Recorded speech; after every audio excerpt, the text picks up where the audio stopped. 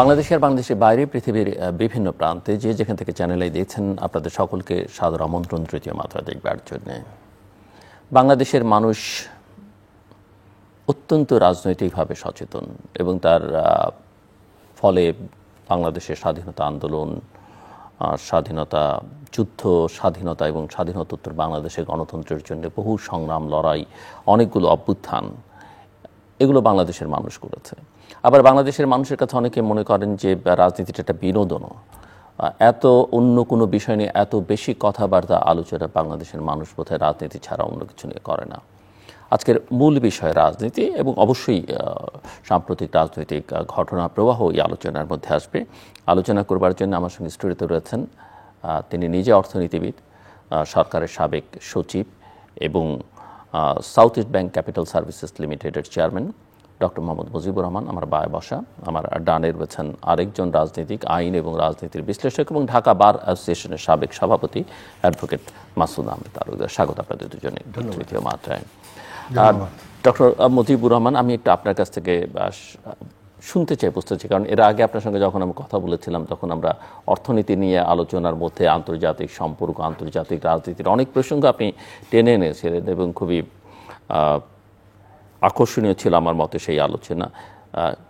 সেই আলোচনা শুনবার পর আমার মনে হচ্ছে যে রাজনীতি সম্পর্কে এবং অভ্যন্তরীণ রাজনীতি এবং সামগ্রিকভাবে রাজনীতি সম্পর্কে আপনার ধারণাটা একটু আমিও শুনতে চাই, আমার দর্শকদেরও শোনাতে চাই।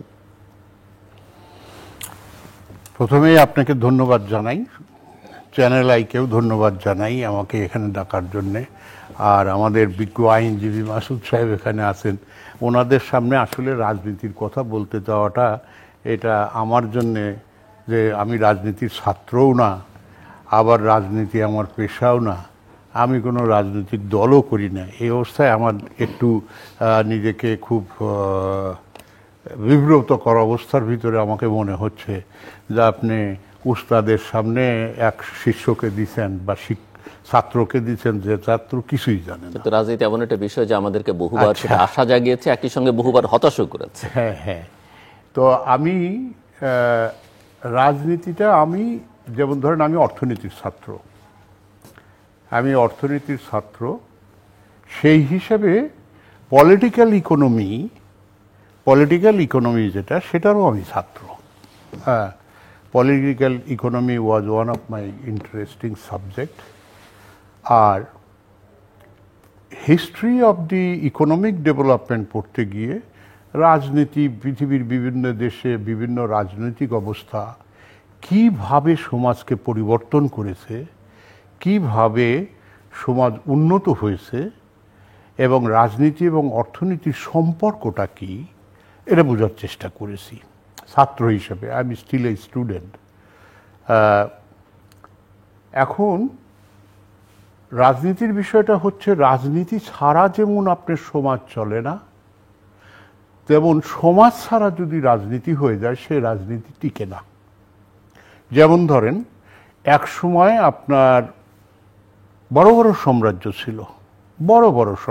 ছিল, আপনি Roman empire, Byzantine empire, British empire, Spanish empire, হ্যাঁ, তো ফ্রান্সের এম্পায়ার তো এখন কেবল আফ্রিকাতে কেবল শেষ হচ্ছে, ফ্রান্সের empire. And even America was under England.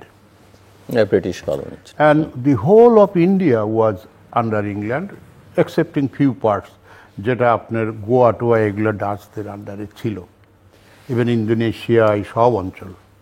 So that has collapsed. কোলাপসের কারণ কি? কোলাপসের কারণ হচ্ছে মানুষ ভাবলো যে একজন রাজা আর একজন হচ্ছে প্রজা, একজন শুধুই চেয়ারে বসে আর একজনকে শুধুই মাটিতে বসতে হয় আর মার খাতে হয় আর খাজনা দিতে হয়। মানুষ এটা মনে করলো যে আমরা শক্তি অর্জন যদি করি, সেই শক্তি অর্জন করে আমরা এই রাজাকে সরাবো। তো বহু শক্তিশালী এম্পায়ার যারা শত শত বছর রাজত্ব করেছে তারা সরে গেল। আমাদের দেশেও আমি বৃহত্তরভাবে যদি বলি, ইন্দো পাক সাবকন্টিনেন্টটাকে আমি যদি একটা ভূখণ্ড বলি, তো সেই একটা ভূখণ্ডেও একজন এরকম তারা এসে আগে যেমন ধরেন মোগলরা ছিল, বাংলার নবাবরা ছিল, মোগলদেরকে তাড়ালো ইংলিশরা, ইংলিশদের তাড়ালো এদেশের মানুষ, আবার তার আগে এদেশের মানুষ যারা ছিল তারা ছিল আসলে দ্রাবিড়। আরিয়ানরা এসে এই দেশটাকে দখল করলো। দখল করে তারা এই যে এখন ধরেন যারা ওই যে শ্রেণী প্রথা চালু করছে হিন্দুদের ভিতরে, those people are Aryan, they came from Caucasus. Caucasus হয়ে মহেঞ্জোদারো হরপ্পা হয়ে এখানে তারা ইন্ডিয়ায় আসে। ইন্ডিয়ায় বেসিক্যালি দ্রাবিড়। আপনি যদি ইন্ডিয়ার জাতিসত্তা খুঁজতে যান তাহলে আপনি দেখবেন যে এখনো পর্যন্ত সাউথের বেশিরভাগ লোক হচ্ছে দ্রাবিড়িয়ান আর নর্থের বেশিরভাগ লোক হচ্ছে আরিয়ান। এইভাবে তখন আরিয়ানরা এদেরকে দখল করল। আবার মুঘলরা এসে, মুসলমানরা এসে আরিয়ানদের পরাজিত করল। তো এইভাবে আমাদের ইন্দো পাক সাবকন্টিনেন্টের রাজনীতিটা শুরু হয়। ইন্দো পাক সাবকন্টিনেন্টে পরবর্তী পর্যায়ে যখন ব্রিটিশের বিরুদ্ধে এই নীল চাষ বা অন্যান্য অত্যাচার এখান থেকে সব শোষণ করে নিয়ে যাচ্ছে, আমাদের রাজনীতিবিদদের উদ্ভব হলো। আগে কোনো রাজনীতিবিদ ছিল না। 100 বছর আগে এই সাবকন্টিনেন্টে কোনো রাজনীতিবিদ ছিল না। তো তখন রাজনীতিবিদের উদ্ভব হলো। তারা সমাজে ঘুরে ঘুরে ঘুরে মানুষকে সংগঠিত করতে লাগলো। লাগার পরে তারা ইন্ডিয়ার, তখন ব্রিটিশ বুঝলো যে সেকেন্ড ওয়ার্ল্ড ওয়ারের পরে যে আর রাখা যাবে না। তখন তারা একটা স্বাধীনতার ঘোষণা একটা মোটামুটিভাবে তৈরি করে এমন কিছু প্যাচ এখানে লাগাই দিয়ে থুয়ে গেল যাতে এই রাজনীতির চক্রে যেন এই সব লোক ঘুরতে থাকে এবং কখনো যেন উন্নয়নের পথে না যেতে পারে। And the same has happen to China, আমাদের নিয়ার বাই কান্ট্রি। এখানেও তারা সেই একই কাজ করেছে, একই কাজ করেছে। যদিও চায়না ছিল বিজয়ীর পক্ষে, কিন্তু তারপরেও তারা চাইনিজদের বিশ্বাস করেনি। বিশ্বাস না করে সেখানেও they created confusion and still there. Confusion is still there in Taiwan, still there. আর আমাদের ইন্দো পাক সাবকন্টিনেন্টে স্টিল কনফিউশন ইন পলিটিক্স। আপনি যদি ইন্ডিয়ার পলিটিক্সে যান তাহলে দেখবেন কাশ্মীর আর মুসলমান, এই হলো পলিটিক্স। কাশ্মীর, মুসলমান, Ladakh, Arunachal, these are politics, nothing else. সমাজে কে খেয়ে আসে না, 80 কোটি লোক এখনো ইন্ডিয়াতে 5 কেজি করে রেশন পায়, না হলে না খেয়ে থাকে। But there politics is Kashmir, politics is Ladakh, politics is Arunachal. ঠিক আছে? আমাদের যে দেশটা, আমাদের এই দেশটাকে যদি আপনি বুঝতে চান, আমাদের এই দেশটাও পলিটিক্সের ফসল। কিরকম politics? This was United Bengal with Assam together. It was a territory. It was a territory. এটা এরকমভাবেই গভর্ন হচ্ছিল। মোগল আমল থেকে শুরু করে নবাবী আমল পর্যন্ত এইভাবেই গভর্ন হচ্ছিল। তো আমাদের এখানে পলিটিশিয়ানরা অনেক বুদ্ধি করে, ব্রিটিশরা অনেক বুদ্ধি করে বঙ্গভঙ্গ করলো, তারপরে আবার বঙ্গভঙ্গ রদ করলো। এটা নিয়ে শুরু হলো পলিটিক্স। আমাদের শিক্ষিত জনরা পলিটিক্সে নেমে পড়লেন। বিশেষ করে ধরেন এই ইউনাইটেড বেঙ্গলের মুখ্যমন্ত্রী কিন্তু একজন বাঙালি ছিল, আপনার দেশে বাড়ি। সেটা বাংলায় ফজলুল হক। আচ্ছা, মনে পড়েছে আপনার। আর শিক্ষিত লোক ওই সময়কার বিশ্ববিদ্যালয়, কলকাতা বিশ্ববিদ্যালয়ের নাম করা প্রমুখ ভাইস চ্যান্সেলর, তারা বাংলাকে ভাগ করার চেষ্টা করল, তালেই লেগে পড়ল। এবং বাংলাকে না ভাগ করে তারা ছাড়বে না। কিসের ভিত্তিতে ভাগ হবে? আমরা হিন্দু, তোমরা মুসলমান, রাইট? শুরু হলো হিন্দু মুসলমানের পলিটিক্স। এই হিন্দু মুসলমানের পলিটিক্স যখন শুরু হলো তখন ধর্ম নিয়ে রাজনীতি শুরু হলো। আগে ধর্ম নিয়ে ছিল না, কিন্তু আপনাকে আমি এতক্ষণ ধরে বললাম এই যে ধর্ম নিয়ে রাজনীতি শুরু হলো, which is still going on in India, which is still going on in some other parts of the Middle East, হ্যাঁ, and also in some other parts in Bangladesh. Bangladesh is also affected by those policies যেগুলো ওই সময় থেকে originate হয়ে এসছে। তো সুতরাং আমরা এখনও সেটার বাইরে বা সেটার ঊর্ধ্বে উঠতে পারি না। হুইচ চায়নাতে যেটা ওরা করেছে সেটা হলো যে মাও সেতুংয়ের নেতৃত্বে ওরা এটাকে ইউনিফাই করে ফেলছে। ওদের 36টা জাতি, চায়নাতে 36টা জাতিসত্তা, কিন্তু ওরা এটাকে ইউনাইটেড করে ফেলছে, যার ফলে দে আর মুভিং এ সেপারেট পথ আর আমরা মুভিং ইন এ সেপারেট পথ। জি। তা আমরা এই 2-3টা বেড়াজালে পড়ে আছি এবং এই আবর্তেই আমাদের রাজনীতি এখনো আটকে আছে। আমি আসছি আপনার কাছে এবং অ্যাডভোকেট মাসুদ আহমেদ তালুকদার, ডক্টর মুজিবুর রহমান যেমন রাজনীতিবিদ নন, রাজনীতি ওনার পাঠ্য ছিল না, মানে পড়েছেন কিন্তু সেই অর্থে একজন ইকোনমিস্ট। আপনি তো একদম হার্ডকোর পলিটিক্স দীর্ঘদিন করেছেন, ভেতর থেকে দেখেছেন। তো আপনার কাছ থেকে শুনতে চাই যে আপনার কাছে রাজনীতিটা আসলে কি কি দেখলেন, কি বুঝলেন, কি শিখলেন, কি জানলেন? জনাব জিল্লুর রহমান, আপনাকে ধন্যবাদ। ধন্যবাদ জনাব ডক্টর মুজিবুর রহমান এবং আমাদের বক্তব্য যারা শুনছেন। আমি চ্যানেল আইয়ের জন্মবার্ষিকীতে সকলকে শুভেচ্ছা জানিয়ে আমার বক্তব্য এইভাবে শুরু করতে চাই যে দেখুন, রাজনীতি আসলে মানুষের জীবন থেকে উৎপত্তি। জীবনই মানুষকে রাজনীতি শিখিয়েছে। মানুষ যখন অধিকার বঞ্চিত হয়, মানুষ যখন সাপ্রেসড হয়, মানুষ নিষ্পেষিত হয়, মানুষের সহ্যের সীমা যখন অতিক্রম করে চলে যায়, তখন মানুষ ঘুরে দাঁড়াতে চায় এবং এই ঘুরে দাঁড়ানোর যে প্রতিবাদ, মানুষের যে উপলব্ধির প্রকাশ, সেগুলোই হলো রাজনীতির উৎপত্তি সেখান থেকেই। আর রাজনীতিটা হলো সংঘবদ্ধ একটা প্রকাশ, হলো রাজনীতি। মানুষ, কোনো ব্যক্তি মানুষ যখন সাফারার, এরকম সমাজের সকল সাফারাররা যখন একত্রিত হয়, তারা যখন প্রতিবাদী কণ্ঠে কথা বলে, তারা যার দ্বারা নিষ্পেষিত, নিপীড়িত, তার বিরুদ্ধাচরণ করে, তার বিপক্ষে দাঁড়িয়ে তাদের অধিকার প্রতিষ্ঠার জন্য তারা প্রতিবাদ করে, তখন আসলে রাজনীতি সমাজে চলে আসে। এই সমাজে রাজনীতির ধরন এক এক সময়, যেমন জনাব মুজিবুর রহমান বললেন, ইনিশিয়াল স্টেজে পলিটিক্স বেসডটা ছিল একরকম, সেটা ধারাবাহিকতা ক্রমবিকাশে রাজনীতি আজকে ভিন্ন একটা জায়গায়।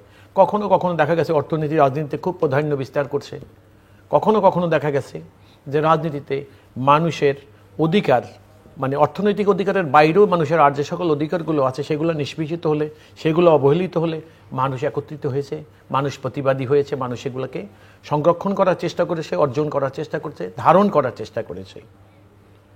সর্বশেষ যে কথাটা তিনি বললেন, এটাও খুবই সঠিক একটা কথা, যে রাজনীতি এক একটা সময় এক একটা প্রভাবে চলছে। সমূহ সময় আমাদের দেশসহ দেশের অনেক জায়গায় লক্ষ্য করা গেছে রাজনীতিতে ধর্মের একটা বড় প্রভাব চলমান, এবং প্রায় মনে করে বা সমাজে এখন আমরা এমনও লক্ষ্য করছি যে ধর্মের প্রভাবে চলা রাজনীতি বা রাজনৈতিক দল অপেক্ষাকৃত বোধহয় রাজনীতির জন্য উপযুক্ত বা দেশের জন্য কল্যাণকর, এরকম একটা ধারণাও সমাজে প্রতিষ্ঠা, বিশেষ করে আমাদের সমাজে এখন চলমান, প্রতিষ্ঠা করার জন্য অনেকের আপ্রাণ চেষ্টাও আছে এবং মানুষের এই প্রয়াসটাও আমরা লক্ষ্য করছি। রাজনীতি আসলে কি? রাজনীতি এই যে আমরা যারা, এই যে আমি কথা বলছি, জনাব মুজিবুর রহমান সাহেব একটু আগে কথা বললেন, আমরা আসলে রাজনীতিরই উৎপত্তি, রাজনীতিরই ফসল। আমরা রাজনীতি ছিল বলেই আমরা আজকে এখানে এসেছি, আমরা কথা বলছি, এটা চলমান থাকবে। ভবিষ্যতে মানুষও এই তার অধিকার, তার দায়িত্ব, তার কর্তব্য, এগুলি নিয়ে কথা বলবে। এখন রাজনীতি কেন দরকার? রাজনীতি দরকার এই যে দেখেন, আগে যখন নগর স্টেট ছিল, মানুষের সংখ্যা ছিল অনেক কম, যাদের রাজা, প্রতিনিধি যেই হন না কেন, তার রাষ্ট্র চালাবার ব্যাপারে জনগণের সরাসরি মতামত দেওয়ার একটা সুযোগ ছিল। তারা রাজাকে বা তাদের কি বলবো আমি, তাদের যে নেতাকে পরামর্শ দেওয়ার একটা সরাসরি সুযোগ ছিল। কিন্তু দিনে দিনে মানুষের সংখ্যাধিক্য যখন হয়, আকার দেশ বা জাতির বড় হতে থাকে, মানুষ বেশি হয়ে যায়, তখন দেখা গেল যে সেই সিটি গভর্নমেন্টের মতো বা সিটি স্টেটের মতো রাষ্ট্রীয় অ্যাফেয়ার্সে বা পলিটিক্যাল মানে অ্যাফেয়ার্স অফ দি স্টেটে জনগণ সরাসরি আর অংশগ্রহণ করতে পারছেন না। এই তখনই মানুষ কী করলেন, তারা ঐক্যবদ্ধ হয়ে এই ধরনের ধারণার আবিষ্কার করলেন যে না, আসলে রাজনীতি এখন যেটা হবে সেটা হলো মানুষ ঐক্যবদ্ধভাবে তার মতামত প্রকাশ করবে। এই ঐক্যবদ্ধ উপস্থাপনাটাই হলো পলিটিক্যাল পার্টিজ। যে এখন এখানে মত আছে, একজনের দর্শন একরকম, ভিন্ন আরেকজনের, এরকম বিভিন্ন দল মত নির্বিশেষে রাজনৈতিক দলের উৎপত্তি হতে থাকে। এবং এ কারণেই বলা হয় কিন্তু এখন যে রাজনৈতিক দল হলো জনগণের মুখপাত্র, অর্থাৎ জনগণ যা বলতে চায় পলিটিক্যাল পার্টি তাই বলবে। পলিটিক্যাল পার্টি যা বলে মানুষ, জনগণের সঙ্গে অনেক সময় কানেকশন ছাড়া পলিটিক্যাল পার্টিগুলো বলে আমরা জনগণের কথা বলছি।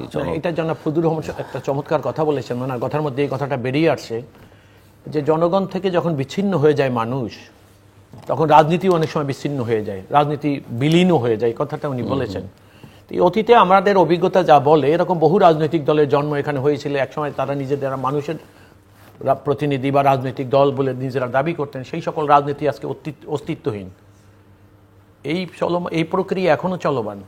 হয়তো আর কিছুদিন বা কিছু বছর পরে আমরা দেখব যে আজকে বা অতীতে শক্তিশালী একটি রাজনৈতিক দল ধীরে ধীরে বিলীন হয়ে গেছে। তো এটা খুব স্বাভাবিক, একটা চলমান প্রক্রিয়া এটা।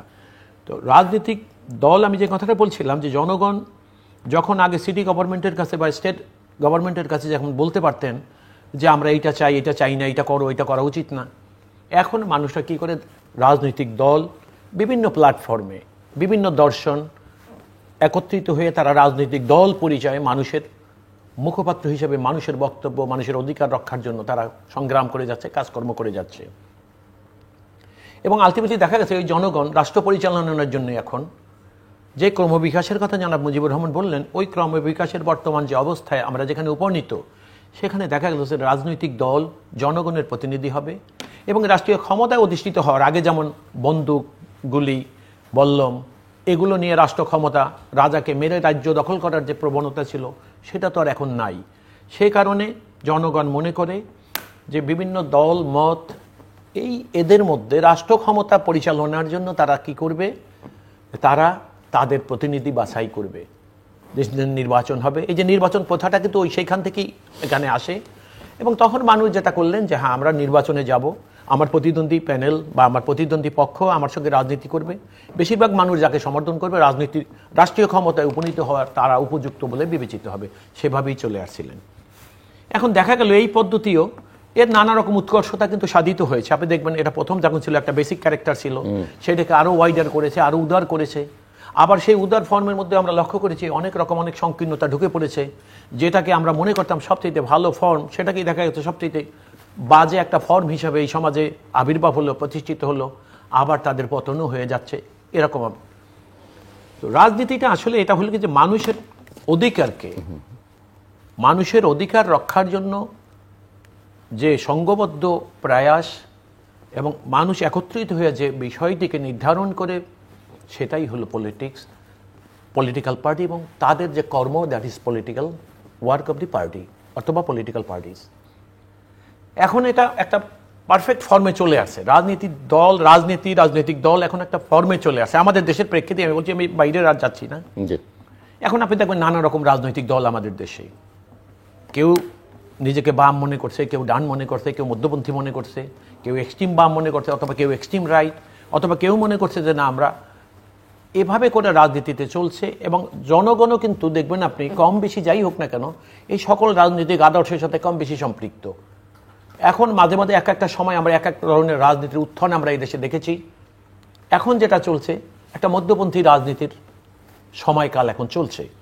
এখন এই মধ্যপন্থী রাজনীতির ধারক বা বাহক যারা, তারা নিশ্চয়ই জনগণ, বেশিরভাগ জনগণ যদি এই মধ্যপন্থী রাজনীতিকে পছন্দ করেন তাহলে তাদেরকে সমর্থন করছেন। এভাবে করেই দেশে রাজনীতির ক্রমবিকাশের আমরা আজকের এইখানটায় উপনীত। ডক্টর রহমান, আমাদের 53-54 বছরের অভিজ্ঞতা কি বলে রাজনীতি আসলে জনগণকে কতটা কানেক্ট করতে পারছে?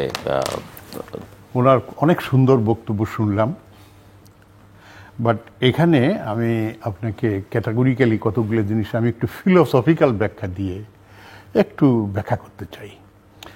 যেটা আপনারা বললেন যে চলমান রাজনীতিতে জনগণের অধিকার রক্ষার রাজনীতি চলছে। জনগণের অধিকার রক্ষার রাজনীতি খুব বেশি দেশে আছে এটা মনে হয় না। এটা আমার কাছে মনে হয় না। আবার যে দেশে জনগণের অধিকার রক্ষা হচ্ছে সেখানে কোনো রাজনীতি আছে এটাও মনে হয় না। এক্সাম্পল হচ্ছে চায়না। আর এর উল্টা এক্সাম্পল হচ্ছে ধরে নেন মিডল ইস্ট, ইসরায়েল, আমেরিকা, এর উল্টা এক্সাম্পল। আর মধ্যপন্থী যেটা আপনি বললেন, ইয়েস, মধ্যপন্থী কিছু দেশ আছে, তার বেশিরভাগ হলো ইউরোপিয়ান। বাট বর্তমান প্রেক্ষিতে আপনি যেটা বলছেন আপনি জনগণের রাজনীতি করবেন, ইনফ্যাক্ট আমি আপনাকে একজন রাজনীতিবিদ সেই হিসেবে ভবিষ্যতেও যদি আল্লাহ বাঁচায় রাখে তো আবার দেখা হবে, পৃথিবী এখন দুই ধারায় বিভক্ত। No nation on earth is absolutely স্বাধীন, এটাই তো সত্য না। আর আপনি যেটা বললেন যে বন্দুক, গুলি এই নিয়ে রাষ্ট্র ক্ষমতা দখলের এখন আর কোনো সুযোগ নেই, ইজ ইট ট্রু?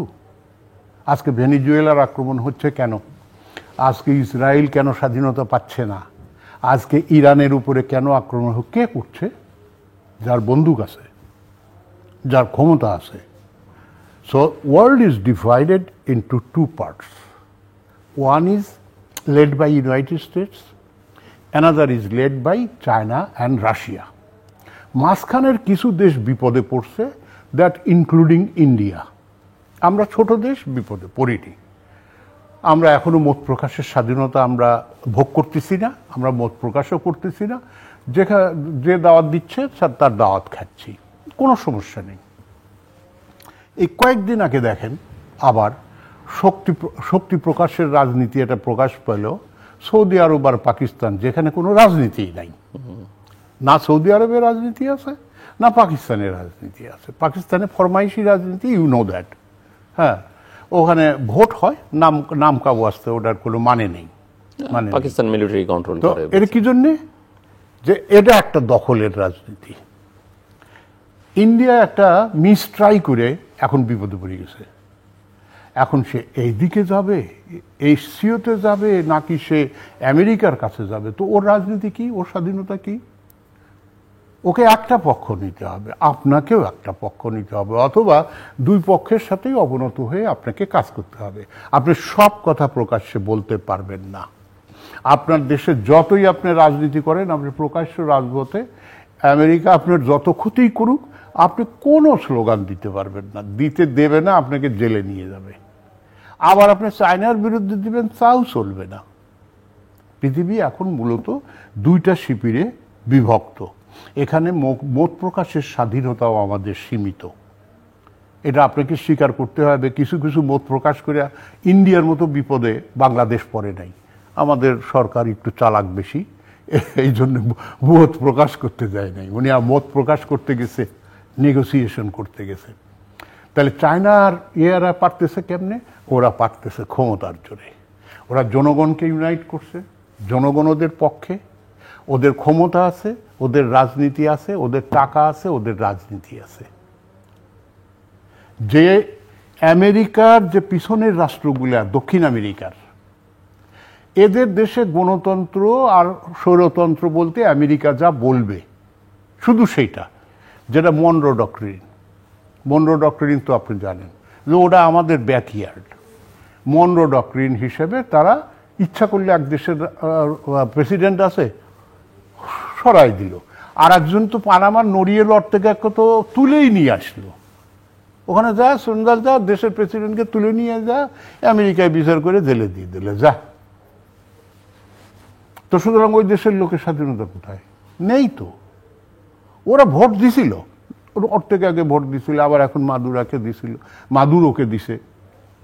আজকের লেটেস্ট যেটা, সেটা হলো মাদুরোকে বাঁচানোর জন্য চায়নার থেকে 12টা জাহাজ রওনা হয়ে এখন ভেনিজুয়েলার প্রান্তে আছে। এখানে হয় কম্প্রোমাইজ হবে, না হলে ভেনিজুয়েলার রাজনীতি শেষ হবে।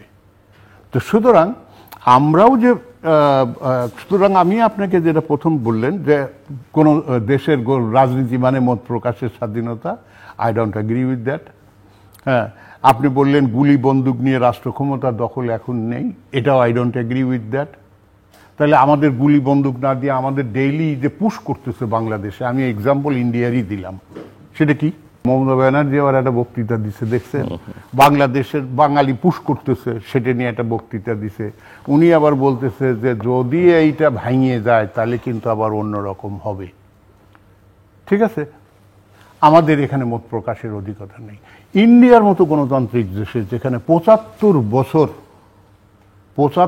বছর এখন চলতেছে ওদের স্বাধীনতার পরে, আর স্বাধীনতার আগে ৩৬ সন থেকে ইলেকশন শুরু হয়েছে, তাহলে কত বছর হলো? ৯০ বছর। ৯০ বছর এই প্র্যাকটিস করার পরে ইন্ডিয়ার মতো দেশ হলে এখন একটা কমিউনাল রাজনীতি করে। ইলেকশন কমিশনের এগেনস্টে সুপ্রিম কোর্টে ২-৩টা মামলা হয়েছে। Election commission is not neutral. ইভিএমে ভোট হচ্ছে, ধাট ভোটের জালিয়াতি হচ্ছে, সেটা প্রমাণিত হচ্ছে। রাহুল গান্ধী অনেকগুলো দিছে না, অনেকগুলো প্রমাণ দিছে। সো হোয়াট ইজ দ্যাট রাজনীতি? হোয়াট ইজ দ্যাট রাজনীতি? ইজ ইট এ রাজনীতি? ইজ ইট এ গণতন্ত্র? সো ইন্ডিয়া যেটা ১০০ বছরে প্র্যাকটিস করতে পারলো না, এবং এই প্র্যাকটিস করে আসে তারা ওখানে তাদের দেশে মুসলমান নিরাপদ না, শিখ নিরাপদ না, ব্যাকস্লাইডিং। হ্যাঁ,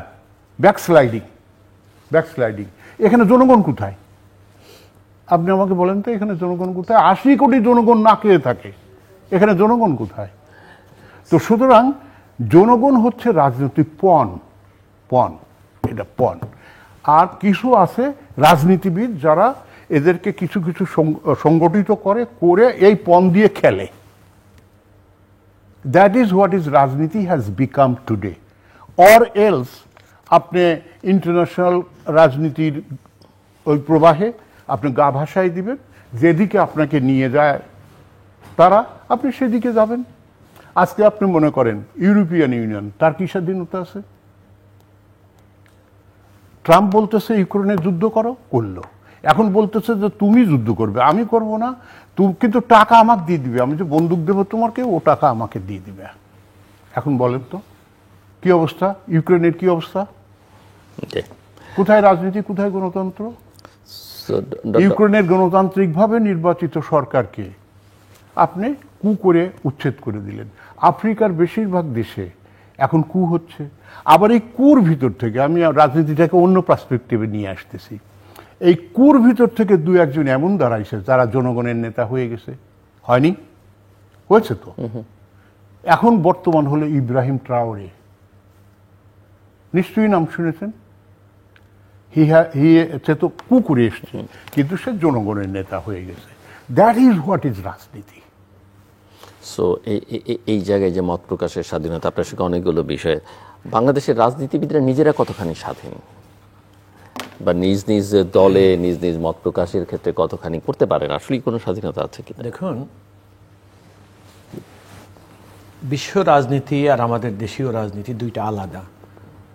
বিশ্ব রাজনীতি যখন আমরা প্রেক্ষিতে যাব, তখন এই দেশ, the country as a whole, without any individual affiliation of any politics, আমাদের এই জিনিসগুলো বিচার বিশ্লেষণ করার বিষয় না।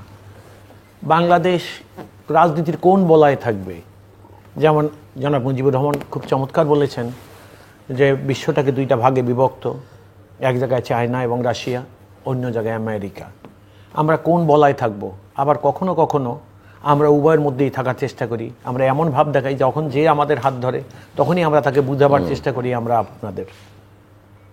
এটা সাময়িক, এটার স্থায়িত্ব খুবই কম। কিন্তু আমাদের বক্তব্যটা ছিল, আমি যেভাবে কথাটা এখন শুরু করেছিলাম এবং আপনি আমাকে যেভাবে প্রশ্ন করেছিলেন, সেটা ছিল যে আমাদের দেশের রাজনীতির অবস্থাটা কি।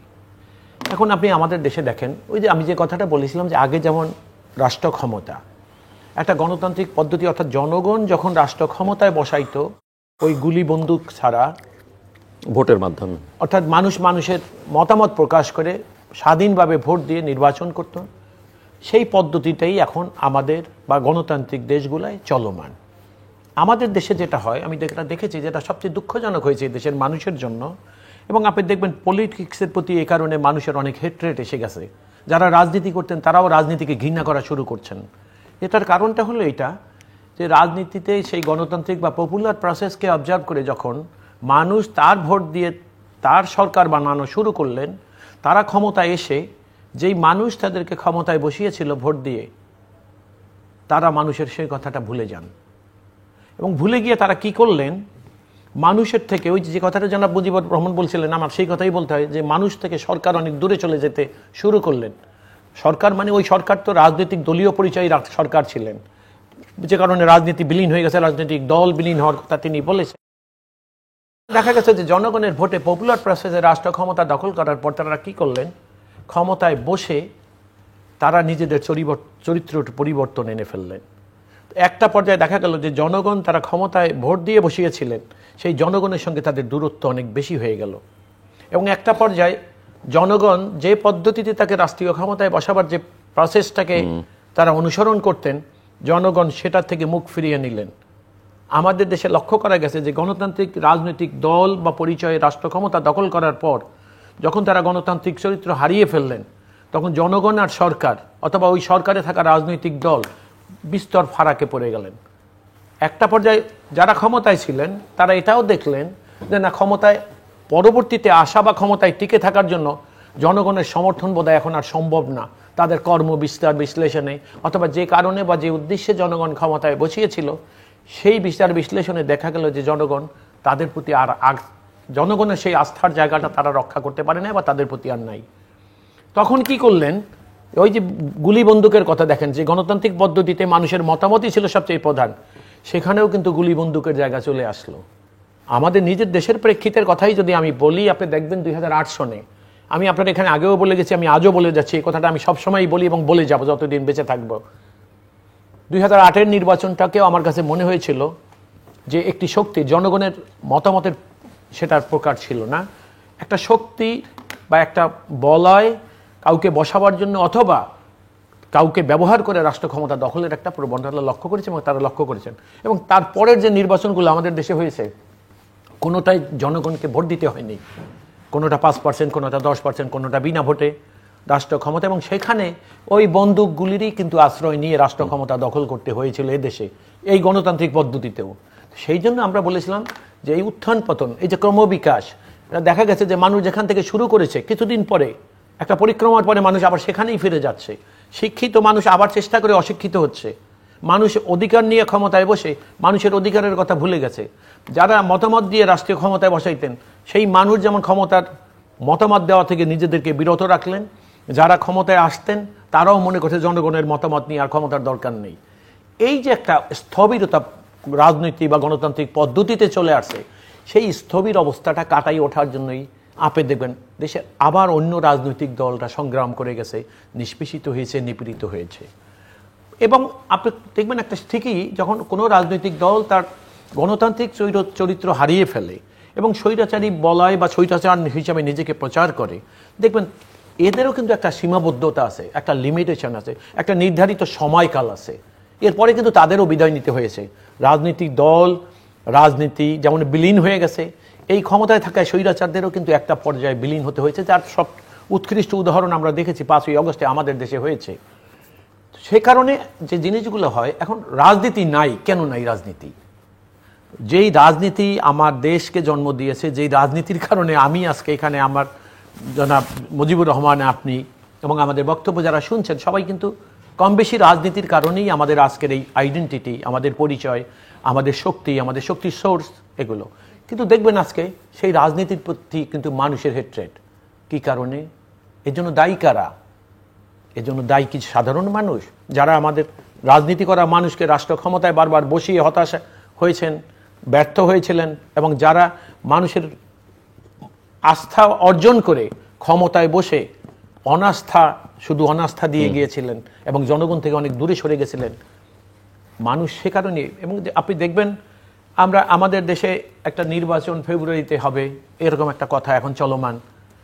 যদিও মানুষ নানা রকম কথা বলে, সাধারণ মানুষ নানা রকম কথা, অনেক রাজনীতিবিদদের মধ্যেও নানা রকম মতবাদ আমরা লক্ষ্য করি। হয়তো সময়টা আরেকটু ম্যাচিউরড হলে আমরা আরও বুঝতে পারবো। যেমন আপনি লক্ষ্য করবেন, আমাদের দেশের যিনি এখন সরকার প্রধান আছেন, তার একটা বক্তব্য আমাকে একটু আহত করেছে। সেটা হলো এই যে তিনি একদিনের মধ্যে মাঝখানে বলে ফেললেন, যদি ফেব্রুয়ারিতে নির্বাচন না হয় তাহলে আমি মার্চে পদত্যাগ করব। শুনেছেন কিনা আমি জানি না আপনারা এই কথাটা। তো এটা এরকম একটা কথা তো কেউ ওনাকে জিজ্ঞাসা করে না বা বলে নাই। তো এখন এই যে কথাটা, এটাকে অনেকে এইরকমও বিশ্লেষণ করে যে ঠাকুর ঘরে কে আমি কলা খাই না, এরকম কথাটা এইভাবে আকবরে বড় মানুষের মধ্যে নানা রকম, আপনি দেখবেন সন্দেহ এখন চাউর হয়ে গেছে সমাজে, এখন সন্দেহ চাউর, অনেকেই বলা বলি করতেছে নির্বাচন কি হবে, নির্বাচন কি হবে না, এটা কেন হবে? এই সরকার যে কারণে এসেছিলেন, যে কারণে এই সরকার রাষ্ট্রীয় ক্ষমতা এসেছিলেন, তাদের কাজই ছিল একটা নির্বাচন দিয়ে রাষ্ট্র চালাবার যাদের দায়িত্ব তাদেরকে ক্ষমতা দিয়ে যাওয়া নির্বাচনের মাধ্যমে। কিন্তু নির্বাচন নিয়ে এত সংশয়, এত দ্বিধাদ্বন্দ্ব কেন? এবং এই যে অবস্থাটা, এবং সে কারণে আমি যে কথাটা বলছিলাম যে এটা খুব স্বাভাবিক ব্যাপার, পলিটিক্স বিসর্জন দিয়ে দেশের মানুষের কল্যাণের আর কোনো পথ এখন আর নেই। ডক্টর মুজিবুর রহমান। পলিটিক্স বিসর্জন দিয়ে মানুষের কল্যাণের আর কোনো রাস্তা নেই। যদিও আমার ভাই বারবারই ডোমেস্টিক বাংলাদেশের রাজনীতিতে আসতে চাচ্ছেন, আমি আবার ওনাকে ঠেলে বাইরে পাঠাই দিচ্ছি। পৃথিবীর কতটি দেশে গণতান্ত্রিক সরকার আছে আর কতটি দেশে গণতান্ত্রিক সরকার নাই, এর যদি আমরা কম্প্যারিজন করি, আর পিপলস ওয়েলফেয়ার এবং পিপলসের যে ওয়েলবিং সেটা যদি আমরা কম্পেয়ার করি, তাহলে দেখব অপেক্ষাকৃত গণতান্ত্রিক দেশগুলোতে পিপুলের উপরে ডিপ্রেশনটা বেশি, আর যেসব দেশে আপনার গণতান্ত্রিক সরকার নেই সেগুলোতে পিপুল আর মোর ওয়েল অফ। এখান থেকে আমি কিন্তু কোনো করোলারি ড্র করতেছি না এখান থেকে যে গণতন্ত্র ভালো না বা এই নির্বাচিত সরকার ভালো না, অনির্বাচিত সরকার ভালো, এটা কিন্তু বলতে চাচ্ছি না। বাট আমি যদি আপনার আশেপাশের দেশগুলোর সঙ্গে আপনাকে শুধু যদি মিলাই দেই, তাহলে আপনি নিশ্চয়ই আমার সঙ্গে একমত হতে বাধ্য হবেন যে এই নির্বাচিত সরকার ইজ নট এ প্যানাসিয়া। এটা সকল রোগের মহা ঔষধ না। আপনি যদি if you compare yourself, যে সময় আপনার দেশ স্বাধীন হয়েছে পাকিস্তান থেকে শুরু করে বা বাংলাদেশের সময় থেকে, আপনি যদি কম্পেয়ার করেন আপনার পাশের দেশ, মনে করেন আপনার পাশের দেশ চায় না আমি অত বড় দেশের কাছে আপনার নিয়ে যাব না, আমি আপনাকে নিয়ে যাব সাউথ কোরিয়ার কাছে, ভিয়েতনামের কাছে, যারা আপনার চাইতে লো পার ক্যাপিটাল দেশ ছিল, যারা আপনার দেশে পড়াশোনা করতে আসো। আপনি যদি এখন গণতান্ত্রিক নেতা হন তাহলে আপনি সমালোচনা করবেন দক্ষিণ কোরিয়াও কোনো গণতন্ত্র নাই, ভিয়েতনামেও কোনো গণতন্ত্র নাই। আপনি আবার বলতে পারেন মালয়েশিয়াতেও নাই ওইরকম, মালয়েশিয়াতেও এরকম রিগিং ফিগিং হয়। মাহাতির 25-26 বছর ছিল, মাহাতিরের মালয়েশিয়াও আপনার চেয়ে ডাউনে ছিল, জিল্লুর বিয়ার মিয়া। এখন আপনাকে কম্পেয়ার করেন তো, ইভেন ওদের সাথে ইন্ডিয়াকে কম্পেয়ার করেন, the one of the second most resourceful country in the world is the poorest country per capital GDP in the world because of this nonsense election. নির্বাচন গণতন্ত্রের এবং জনগণের কল্যাণের একটা পিলার মাত্র। নির্বাচন ডাজ নট স্যাটিসফাই। একটা পিলার, কিন্তু এটাকে যদি আমি বলি যে এটা প্রাথমিক এবং ন্যূনতম পূর্ব শর্ত, যদি সেটাই বলতেছি, but it is neither a necessary condition nor a sufficient condition. Necessary condition আমি বললাম এই কারণে যে গণতন্ত্র ছাড়া অনেক দেশ অনেক সমৃদ্ধি অর্জন করেছে, অনেক, যেটা আমরা কোনোদিন আর আগামী 100 বছরে পারবো কিনা তা জানি না। আর গণতন্ত্র নিয়ে, গণতন্ত্রের নামে, নির্বাচনের নামে ইন্ডিয়া তার পুরো দেশবাসীকে ফেল করেছে ভোটের নামে। আর ভোটের নামে পাকিস্তান আমাদেরকে এমন একটা জিনিস দেখাইছে এবং এখনো দেখায় চলছে, যেখানে আপনি নির্বাচন মিনিংলেস যদি আপনার হাতে সিস্টেম শক্ত না থাকে, আপনার হাতে যদি জনগণের কাছে যদি পাওয়ার না থাকে। So what is important for then a country? A democratic system, যেখানে সকল মানুষ এ ব্যাপারে একমত হবে যে yes this is a good system. নির্বাচন ইজ ওয়ান অফ দ্যাট। নির্বাচন, আমি বলি না যে নির্বাচন, আমরা যেহেতু এই ব্যবস্থায় আছে, আমরা ওই ব্যবস্থায় নেই, আমরা এই ব্যবস্থার কান্ট্রি, সুতরাং নির্বাচন is one of the most important pillar. আমি আপনাকে অবশ্যই বলবো, বাট নির্বাচন ইজ নট দি প্যানাসিয়া। আপনি একটা সিস্টেমকে বিল্ড করতে হবে, যে সিস্টেম মানুষের কাছে জবাবদিহি দিবে, অ্যাকাউন্টেবিলিটি থাকবে এবং ট্রান্সপারেন্সি থাকবে, যে সিস্টেম মানুষকে এনশিওর করবে তার ওয়েলবিং, যে সিস্টেম আপনার রাজনীতিবিদদেরকে শুধু বক্তৃতা আর টাকা কামানো এ থেকে বিরত করবে, এইরকম সিস্টেম যেটা পিওরলি নট আমেরিকান ডেমোক্রেসি। আপনি তো জানেন আজকাল আমেরিকান ডেমোক্রেসির কি সমালোচনা হয়, এটাকে ওরা নিজেরাই ওদের দেশের বড় বড়, আপনাকে সেদিন আমি বলেছিলাম, আপনি তো নিশ্চয়ই এগুলো উকিল মানুষ, ধরেন প্রফেসর মিয়ার শাইমার, ডক্টর জেফরি সাস, আপনি ডক্টর রিচার্ড উল, হ্যাঁ, এদের বক্তৃতা যদি শোনেন তাহলে দেখবেন আমেরিকায় যে প্লুটোক্রেসি, ওরা ডেমোক্রেসি বলে না, বিকজ ওদের ডিপ স্টেট এভরিথিং, কোনো নির্বাচিত সরকারের কোনো ক্ষমতা নাই ওর পলিসি চেঞ্জ করার, কোনো নির্বাচিত সরকারের কোনো ক্ষমতা নাই ইসরায়েলের গণহত্যা বন্ধ করার, না বাইডেন না ট্রাম্প, দুই দল কিন্তু ক্ষমতা নেই, কারণ ডিপ স্টেট এটাকে কন্ট্রোল করে। আনলেস আপনি যদি ওই ডিপ স্টেটের হাত থেকে ওটা না নিয়ে আসেন তাহলে কি হবে, আপনার নির্বাচন হবে, but the vested interest group will control either this party, লেফটের অর ডাইনের পার্টি, এরা কন্ট্রোল করবে। জনগণ মাঝ থেকে যে প্রতারিত হওয়া সেই প্রতারিত হবে। আমি যেটা আপনার যেহেতু খুব ইন্টারেস্টেড দেশের রাজনীতিতে আসার জন্যে, আর সেই জন্যে আমি আসলে এখানে আসলাম, নাহলে আপনাকে আমি ইচ্ছা করে করে দূরে রাখতেছিলাম, হ্যাঁ বুঝছেন। তা আপনি এখানে নিয়ে আসি, আসুন এখন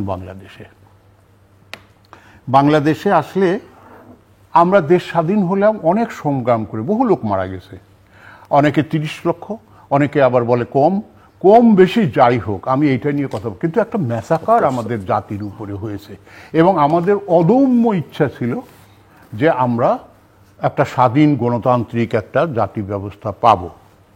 আমরা স্বাধীনতা পেলাম। স্বাধীনতার পরের আমাদের প্রথম ইলেকশন কোনটা হয়েছিল, কোন ইয়ারে? 73। আপনি কি হলফ করে বলতে পারবেন দ্যাট ওয়াজ ফেয়ার? বলতে পারবো that was fair, that was not election. যে জাতি 2 বছর আগে জীবন দিল, লক্ষ লক্ষ লোক হাতে অস্ত্র নিয়ে দেশকে স্বাধীন করলো, সেই জাতির একজন সদস্য হিসেবে আপনি আর জিল্লুর বলতে পারতেছেন না যে 73-তে আমাদের ইলেকশন ফেয়ার হয় নাই। তার মানেটা কি? তার মানে mechanism of the election has no meaning, ঠিক আছে? তার মানে তো তাই নাকি? আচ্ছা, তারপরেও কি আপনারা পারছেন? এক সময় পারছেন। সেইখানে আসি, আপনারা পারছেন 90 ইলেকশনে, 91 ইলেকশনে পারছেন না, পারেন নাই? অপেক্ষাকৃত না, বাংলাদেশের ইতিহাসে বেস্ট ইলেকশন। কিসের ভিত্তিতে হয়েছিল? সমঝোতার ভিত্তিতে, 3 দলের রূপরেখা, 3 জোটের রূপরেখা, ঠিক জেল্লুর? হ্যাঁ, আপনারা সবাই এটাকে অ্যাডহেয়ার করেছিলেন। শাহাবুদ্দিন সাহেব আপনার সংবিধানে না থাকা অবস্থায় রাষ্ট্রপতি হয়েছে, আবার সংবিধানে না থাকা অবস্থায় চিফ জাস্টিসে ফেরত আসছে না আসে নাই? আসছে, 2টা অ্যামেন্ডমেন্ট লাগছে। সে তো পরে, সেটা তো পরে, আগে তো না। কিন্তু এই কাজটা হয়েছে একটা অসাংবিধানিক কাজ, কিন্তু নির্বাচনটা হয়েছে সুন্দর। আপনি আমাকে বলেন তো, বাংলাদেশের ইতিহাসে এর চেয়ে ভালো নির্বাচন আপনি কবে দেখছেন? আর দেখেন নাই। কেন দেখলেন না? এই ধারার থেকে তো আরো উন্নত হওয়ার কথা ছিল। আপনারা সবাই ওখানে একমত করছিলেন, স্বাক্ষর করছিলেন, তো হলো না কেন? ওই যে আপনি বললেন, আপনার ক্ষমতায় থাকার যে স্পৃহা, ক্ষমতার যে মোহ, পিপুল, গণতন্ত্রের এই ওয়েস্টার্ন ডেমোক্রেসির একটা সমালোচনা আছে, আপনি উকিল মানুষ, আপনাকে বলে দিই। এই ওয়েস্টার্ন টাইপ ডেমোক্রেসির একটা সমালোচনা হলো যে you exploit the people before others exploit them. অর্থাৎ আপনি আপনার বয়ান বানায় আপনি বেশিরভাগ লোককে বোকা বানান, যাতে অন্য দল আসে আবার ওদের বোকা না, আবার ওরা কম পারুক, আমি বেশি পারি। সুতরাং এটা হচ্ছে বয়ানের রাজনীতি, বুঝলেন? এখন আচ্ছা, আর একটু আগায় দিই, আর একটু আগায় দিই, আপনার বলতে সুবিধা হবে। তো what to do as a nation, as a human being, as a শিক্ষিত মানুষ, আমি আপনি দিল্লুর, ওর তো কাজ এটা। আর আমরা এখানে বক্তৃতা দিচ্ছি, কেউ শুনতেছে আর কেউ শুনবে না। What to do now? আপনি বলবেন ইমিডিয়েটলি ইলেকশন দাও। আমি তো আগেই বলেছি যে election is not A Panacea, কারণ আপনি সিস্টেম ডেভেলপ করেন নাই।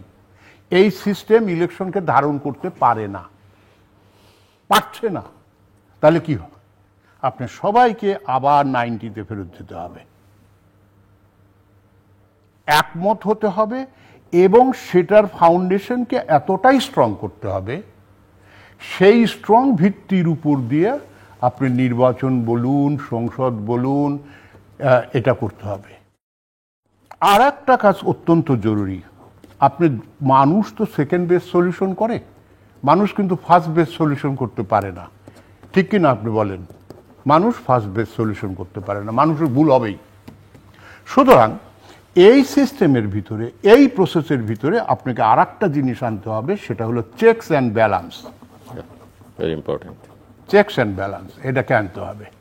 এই চেকস অ্যান্ড ব্যালেন্স কিভাবে আনবেন, সেটাকেও আপনাকে একমত হতে হবে সব দলের, মিনিমাম এজেন্ডার ভিত্তিতে। মিনিমাম এজেন্ডার ভিত্তিতে আপনার হয়তো একটা এজেন্ডা আছে, আর একজনের আর একটা এজেন্ডা আছে, সবটাই ভালো, আপনারটা যুক্তিযুক্ত, হয়তো তারটাও যুক্তিযুক্ত। যেহেতু পৃথিবীতে এমন কোনো সিস্টেম আবিষ্কৃত হয়নি, এমন কোনো ভোটিং সিস্টেম আবিষ্কৃত হয়নি যে সিস্টেম এনশিওর করবে যে না, তোমার দেশের মানুষ সুখে থাকবে, তোমার দেশ উন্নত হবে। সুতরাং আপনি বলবেন যে ব্রিটিশ সিস্টেম, তো ব্রিটিশ সিস্টেমের ধারে কাছে তো আপনি নাই। ব্রিটিশ সিস্টেমে হলো দুইটা, একটা হলো হাউস অফ কমন্স, আর একটা হলো হাউস অফ লর্ডস, আর তারপরে আছে তার এম্পায়ার। আপনি জানেন কিয়ার স্টিমারকে ধমক দিছে চার্লস যে তুমি ইউ বেটার রিজাইন, সেই লোক তো আপনি নেই। তো সুতরাং আপনি ব্রিটিশ সিস্টেমেও গেলেন না। আচ্ছা, আপনি ইন্ডিয়ান সিস্টেম বলবেন, ইন্ডিয়ান সিস্টেমেও অন্তত দুইটা সংসদ, এবং তার পিছনে আবার ভিতরে আছে অনেকগুলো প্রভিন্সিয়াল সংসদ, প্রভিন্সিয়াল মুখ্যমন্ত্রী, আপনার সেই সিস্টেমেও নাই। তো আপনি আছেন কোথায়? ইউনিটারি সিস্টেমে।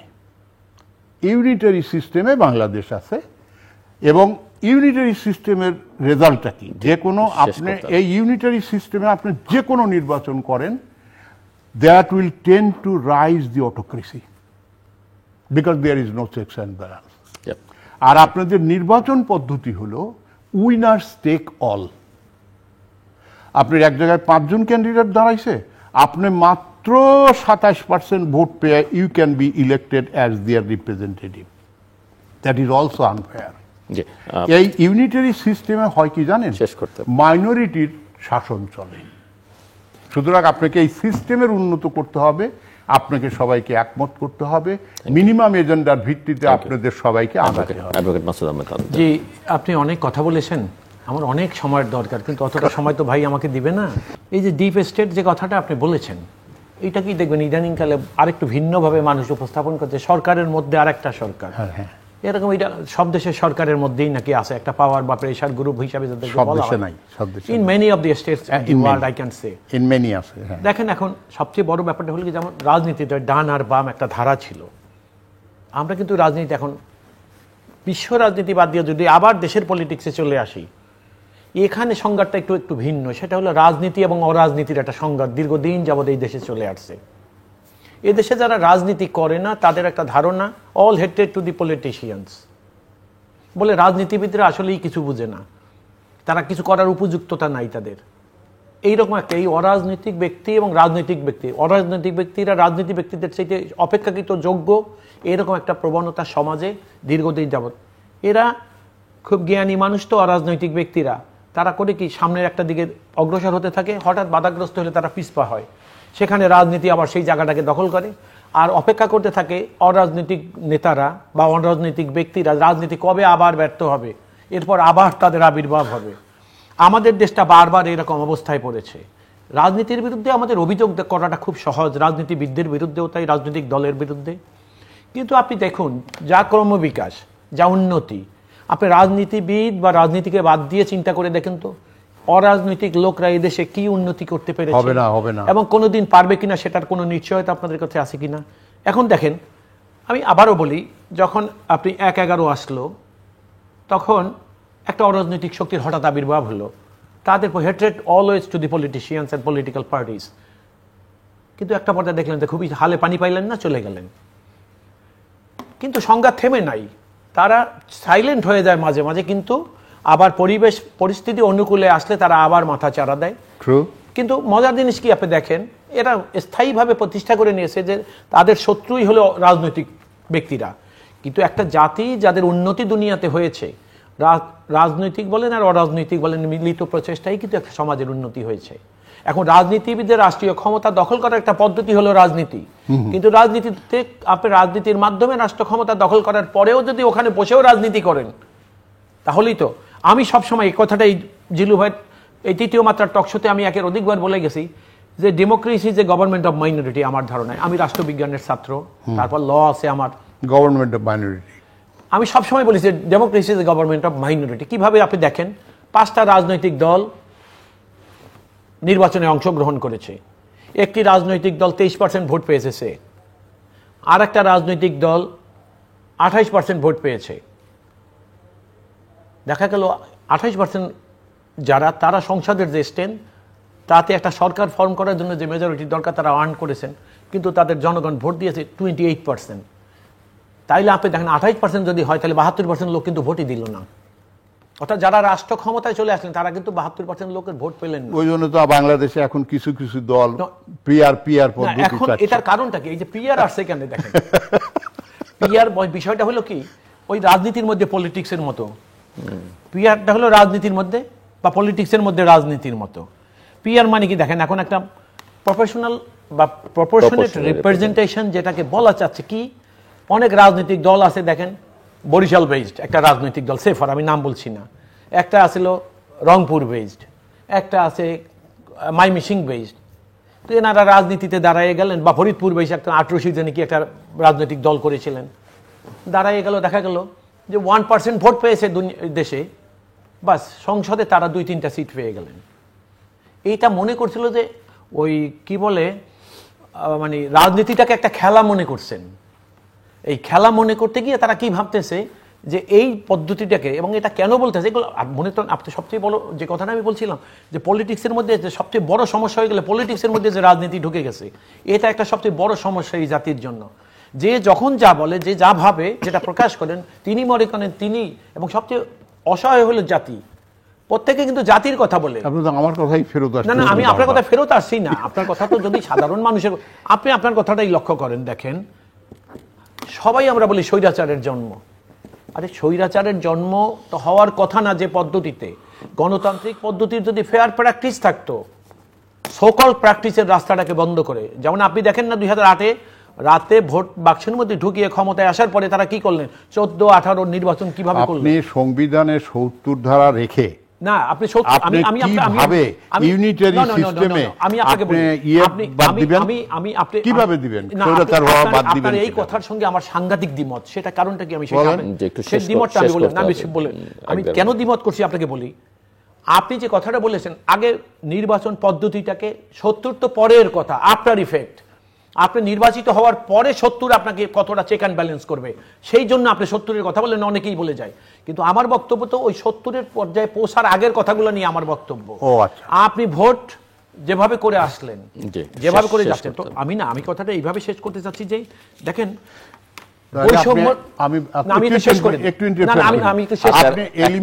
পদ্ধতিতে যাচ্ছেন না কেন?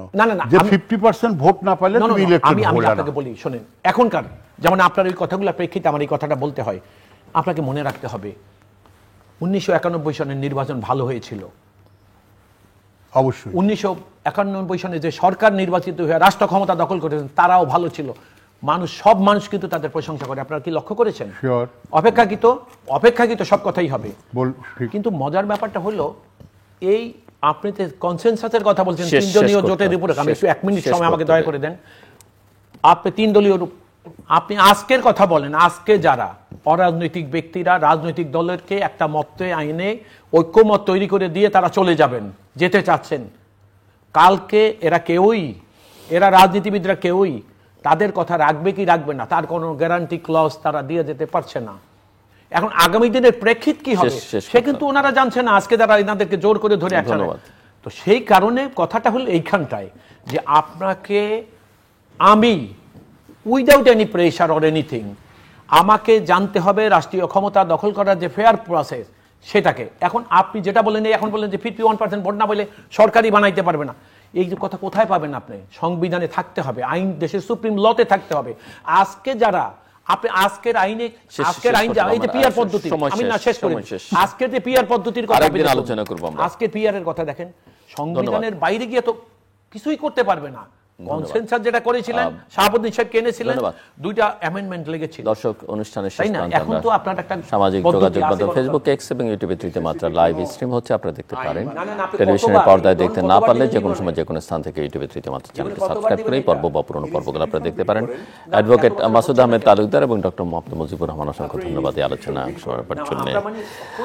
দর্শক, আমার অতিথিরা স্বীকার করে নিয়েছে যে মানুষই আসলে সবচেয়ে অসহায় এবং জাতি হিসেবে নাগরিকরা অসহায় জাতির মধ্যে, এবং রাজনীতির প্রতি মানুষের এক ধরনের হেট্রেড আছে। ডক্টর মোহাম্মদ মুজিবুর রহমান বৈশ্বিক রাজনীতির নানা উদাহরণ টেনে বোঝাবার চেষ্টা করেছেন রাজনীতিটা আসলে কি, গণতন্ত্র কি, তার সুফল কি, কুফল কি, বা তথাকথিত বা প্রথাগত যে গণতন্ত্র তার বাইরে গিয়ে কিভাবে একটাতে উন্নতি করতে পারে, তিনি তার মতো করে ব্যাখ্যা করেছেন।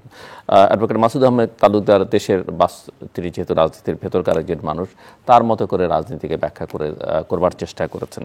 কিন্তু মূল কথা হচ্ছে দুজনেরই একটা জায়গায় ঐকমত আছে, যদিও ঐকমত নিয়ে বাংলাদেশে প্রচুর কথাবার্তা হচ্ছে, কিন্তু সেই অর্থে কাজের কাজ কিছুই হচ্ছে না।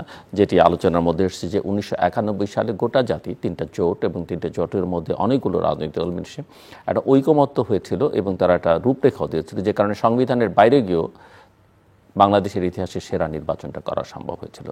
এরপরে আর সেটা কখনো করা হয়নি। এবং এখন যে ঐকমত্যের আলোচনা হচ্ছে অনেকগুলো শতাধিক বিষয় নিয়ে, এখানে আলোচনার মধ্যে এসে আসলে মিনিমাম কিছু বিষয় ঐকমত্য করা দরকার। এবং তার একটা প্রধান জায়গা হচ্ছে যে আমাদের একটা সিস্টেম তৈরি করতে হবে, আমাদের প্রতিষ্ঠানগুলোকে শক্তিশালী করতে হবে, আমাদের জনগণকে ক্ষমতায়ন করতে হবে। এবং সেটা যতক্ষণ পর্যন্ত না আমরা করতে পারবো, এবং চেকস অ্যান্ড ব্যালেন্সের জায়গাটা নিশ্চিত করতে হবে। এর বাইরে বাকিটা আসলে ওই রাজনীতির ওই চায়ের টেবিলে আলোচনার মতো হতে থাকবে। আমরা কখনো বিনোদিত হব, কখনো কষ্ট পাবো, কিন্তু আমাদের সমস্যার কোনো সমাধান হবে না। কাজেই নির্বাচন সব সমস্যার সমাধান দেবে না। আবার যে গণতন্ত্র আমরা চর্চা করি তাতে নির্বাচনটা একটা প্রাথমিক শর্ত, সেটাও পূরণ করতে হবে। সব মিলে মূল কথা যেটা, ঐক্যমত প্রতিষ্ঠা করতে হবে এবং আমাদের মনস্তত্ত্বে একটা বড় পরিবর্তন আনতে হবে। সেটা না হলে আসলে এই সব সমস্যার সমাধান হবে না। সাময়িক হবে কিন্তু দীর্ঘমেয়াদ হবে না। এটা অনেকটা ওই অ্যান্টিবায়োটিক দিয়ে সমস্যা সমাধানের চেষ্টার মতো হবে। আমাদের সঙ্গে থাকবার জন্য অসংখ্য ধন্যবাদ। আপনাদের সবার জন্য শুভকামনা।